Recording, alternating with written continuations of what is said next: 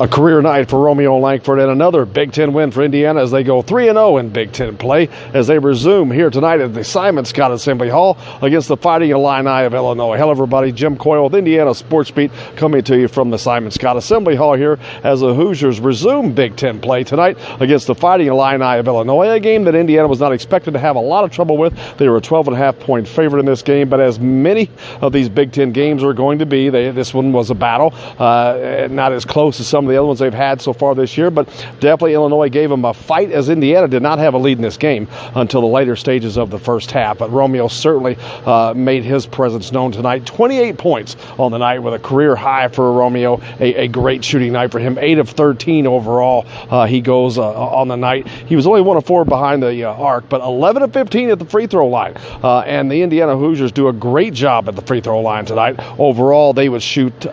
71.4% overall. So as a team, they did very well there. Not so much behind the three-point line as usual, and as you can be expected.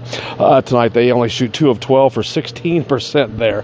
But it does not hurt them as they continue their torrid two-point shooting. A great night, 48% shooting there. But Romeo Langford leads the way. A huge night for him, the freshman with 28 points. Jawan Morgan, another double-double for him as he kicks in 15 points and 10 rebounds. And this was mainly a 5-man team tonight as the 5 starters in this game all played substantial minutes. They all played over 30 minutes in this game. And with 4 of the other guys coming off the bench, Demezy Anderson played 2 minutes. Evan Fitzner played 6. Deron Davis got 5 in.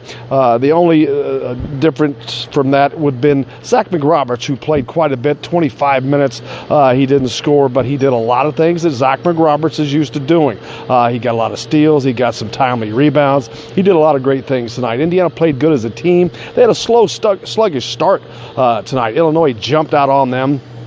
And this is a team that came in here, one of the tops in the country at forcing turnovers. Indiana only with 15 turnovers on the night, which was not bad at all against this team, especially when you look at the fact that they forced 21 turnovers for Illinois, and they used that to their advantage as they scored very well off that. 22 points off of those turnovers Indiana scored against Illinois. So defensively, do a tremendous job. As a matter of fact, Illinois' best player, Trent Frazier, came in shooting 43% from behind the arc. Well, with 7 minutes to go, he had only put up 3 from that distance and hadn't hit one yet. He would end up knocking 2 down on the night, but their leading scorer, over 16 points a game, held to just 11 points on the night. A great defensive effort. Devontae Green gets the most of the credit for that as he continues to start in place of Rob Finney, who is still under concussion protocol. I think he's actually out of concussion protocol now, but he did not play tonight and is absolutely not expected to play on Sunday against Michigan. That came from Archie Miller tonight in the post-game press conference. But Indiana now 3-0 in the Big Ten campaign, which is huge because now they face a stern test. They go on the road against Michigan and then a game against Maryland after that. So things do not get any easier, but they are 3-0, and that's huge, especially in this conference this year. The Big Ten, one of the toughest, if not the toughest conference in the country this year. Right now they have 7 teams that are ranked in the top 25. So this is going to be a tough year. Every game, like tonight, was just a battle. And Illinois is one of the, if not the worst team in the Big Ten, but every night you're going to have to play your best. Indiana's got a target on his back wherever it goes, so they're definitely going to have to play their game. Romeo looks to really be falling into his role right now. He seems to getting more and more comfortable. He was attacking the rim, and they just simply could not stop him tonight.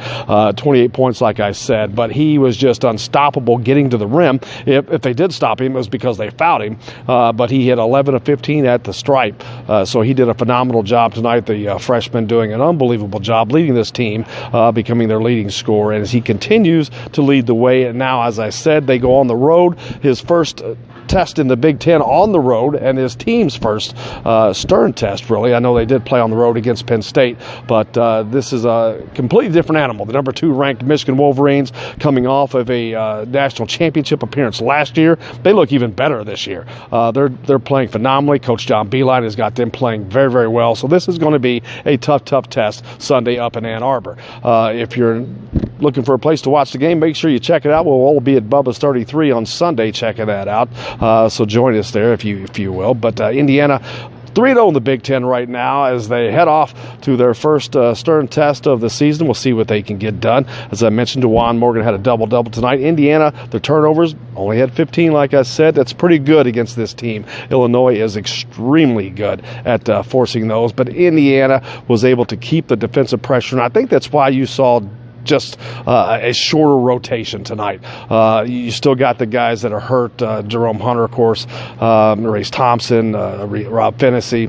Those guys not able to go for Indiana right now. So Archie really seems to be condensing his rotation, even more so tonight. I think this is a game that he knew he couldn't let get away, but it was a game that it took a while for Indiana to find its rhythm. But once it did, Illinois just did not have an answer, especially for Romeo. Jawan looked very good on the inside as well, posting up at will when he had a chance to.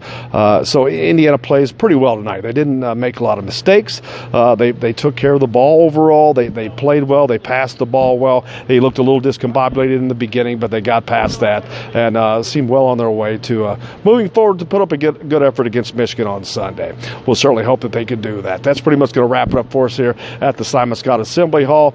I'm Jim Coyle. Make sure you tune us in to Indiana Sports Beat each Monday through Friday, 6 to 8 live. You can find us on IndianaSportsBeat.com. You can also find us at thegruelingtruth.net. We're on Big X Sports Radio live, of course, 1450 96.1 if you're in Southern Indiana. But you can find us in a myriad of places: Facebook, Spotify, Google Podcasts, Google Play, Apple Podcasts, iTunes, all that stuff. But make sure you follow us for complete coverage of the Indiana Hoosiers, as we'll keep you informed as we go along through this entire basketball season. As I said, it's going to wrap it up tonight for the Simon Scott Assembly Hall. I'm Jim Coyle, and I'll see you on the radio.